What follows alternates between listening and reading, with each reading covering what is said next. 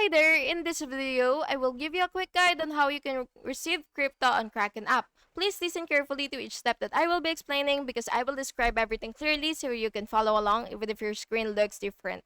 So before starting, you have to make sure that you have the correct plan or version that supports this feature.